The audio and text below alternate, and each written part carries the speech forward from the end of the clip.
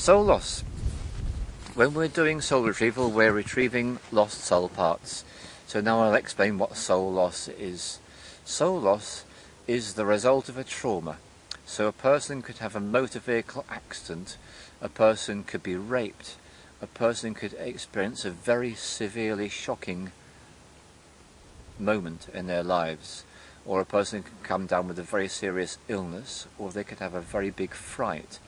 Any of these things is sufficient to cause soul loss. And what I'm talking about really is the person is bimbling along, having their life, doing their thing, and suddenly you get a shock, smack. Some energy is actually thrown out of your system. It literally just is knocked out. And it's the bit of you that's in the state of shock. And so because it doesn't know what to do when it's shocked, it stays behind in that place. The example that I like to give about myself is in 2007 when I had a motor vehicle accident. It was a head-on collision at about 35-40 miles per hour, smack. Obviously, I lost a part of my energy at that moment, so I lost a soul part.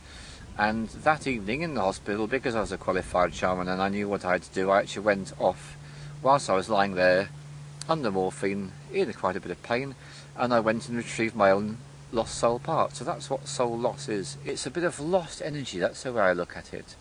And it stays where it got knocked out, helpless, waiting to be returned. Now when this has happened many times, what tends to happen is you tend to come out with a serious illness, a chronic illness, something that is energy depleting. Something like ME or depression, they're classic examples of a lot of soul loss. If it becomes really severe, what you can have is you can have a situation whereby the person loses so much of their energy they don't actually have enough energy left to function, and they can end up in mental hospitals with catatonia, where they just stare at the wall for 30 years, or they can come up with other things. There's a particular condition which is very disturbing, not nice to think about, but it does happen occasionally. A person can suffer so many soul losses, so much lost energy, that they are then prey to negative energies, and the negative energy, rather than entering into them and interfering with and whispering to them, they just take over completely. And we call those walk-ins. It's a very unpleasant subject, but basically a person can lose total sovereignty of their human being, their soul. They can lose that completely if they have enough shocks. So you can see what an incredibly important job it is to be able to return lost soul parts to people. Old school soul retrieval is done like this. The client is arriving with all the usual symptoms, lack of motivation, energy depletion. They don't really know what they want to do with their life anymore. They just feel a bit generally speaking. They may have some actual illnesses as well, but that's the lack of energy and the lack of motivation that's the key things we're looking at. What we would do a classic soul retrieval. The client would be asked to lie down. The practitioner will be sitting down, entering the trance state with any of the usual methods, the drumming, the breathing. In that trance state, the shaman will say 3 times, in his head usually, or in her head, I am journeying on behalf of the name of the client. They would almost certainly find themselves transported into the lower world. They would meet their guides, and they'd be taken to a scene. And I've done this so many hundreds of times. Supposing, I'm going to give one example, I won't say who she was.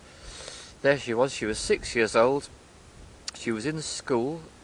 The teacher had just treated her very badly. She was severely shocked and traumatized. She'd just been the recipient of some corporal punishment. It was one of these Victorian type schools, dark and dingy, horrible. A frightened little girl. So me and the guides, we arrive, we encounter the spirit of the frightened little girl. The very first thing we do is we get into a dialogue with her. We put her at ease, we make her feel comfortable, we have a little joke and a laugh. If she needs healing urgently, we then go on and do some healing straight away in that situation, in that schoolroom. Supposing she was actually being beaten when we found her, we would create, with my guide Narbeth, an exclusion zone, so the teacher would be prevented from encountering that child's body anymore, because we would have an exclusion zone around her. When we were ready, when the client's soul part was ready, we would then put out the invitation, would you like to come back with us and rejoin you in the future? 98 times out of 100 they say yes, love to. Sometimes they're so keen they're rushing off to get to the client before we've even asked a question. This is a normal result, normal response.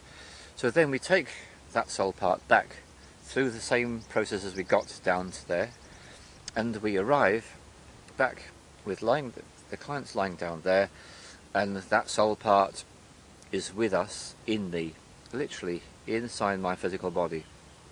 As a traditional practitioner, what I then do is I will kneel over the client and I will cup my hands in this way, and I will literally blow the life force back into the client's body. I usually do this into the heart. Some shamans don't. Some use the head, some use the solar plexus. Different parts of the body can be used, but the heart's what I tend to favour. And this is what it feels like. It feels like this. A very forceful, rapid blow. The energy is blown back into the heart of the person. What then happens is that soul part reintegrates with the person, which takes a few minutes, and then the person starts to feel better. I'm going to give you one little example about this. When I did this traditional soul retrieval for my mother, we went out for a walk afterwards. I was going to take her to see a film that she wanted to see at the cinema. And we were all walking along the road, and she was looking around at the landmarks as if she was a stranger. And I noticed this. I didn't say anything, and a few minutes later she said, "It's very interesting, that little girl that you brought back and blew back into me, she's looking around and she's really enjoying seeing the church and seeing the landmarks." And she was so present and so aware of what was going on. She knew that her energy was reintegrating, and that missing piece of energy was enjoying experiencing life, because this is a thing to get hold of. At age 6, my mother's in her 80s now, from age 6 all the way through to age 80, that soul part had been lost. It had spent all that time in that hell of being in that horrible school with that horrible teacher. So what joy, what delight to be brought back, and what interest in the world around. That's the way that it works. That's traditional soul retrieval. So the practitioner goes in a trance state, finds a lost energy, dialogues with the lost energy, does healing if necessary, then brings lost energy back and returns it to the person. And that's classic soul retrieval. Now, the thing that you would notice from that explanation is that what the shaman is doing is the shaman is retrieving one soul part. That's it. If the person's got more traumas than the one, they're going to have to keep coming back again and again and again. And that's maybe £60 a time, or whatever the shaman is charging. Might be a piece of meat and a box full of eggs if it's in a society where they're doing bartering, but whatever it is, every single time you need to go back and have another session. Now this is really the reason why my work started. What I want you to understand is I went through so much suffering and trauma as a child that when I was doing my training I couldn't get enough soul retrieval. I can remember one week arranging to work with 3 of my shamanic colleagues. While I was doing my training, I would go to the house and I'd say, "Soul retrieval please, soul retrieval please, soul retrieval please." I know I had so many lost soul parts to return, and I was doing everything I could to get them back, because I realised that I'd been very seriously depleted of energy for a good reason. I'd had so much of my life force taken. It's why I had a chronic illness developed in my very late 30s. In my very late 30s I developed ME, which I had very severely for 10 years, and that's the reason why I had it, because I had so much soul loss. So the origin of the universal soul retrieval actually comes from my extreme need, because it just wasn't enough, all this running about getting soul retrievals left, right and centre. I needed something better than this, and it struck me that if I needed something better than this, something more than this, and so did other people. And this is how the universal soul retrieval came to be. The question was, could we retrieve all the soul parts that the person has lost in one session? And then we thought, well, that's a big thing to go for. Let's go even bigger. How about retrieving all the lost soul parts for that person, not just in this lifetime, but in all lifetimes? How about that for a challenge? Could we do that?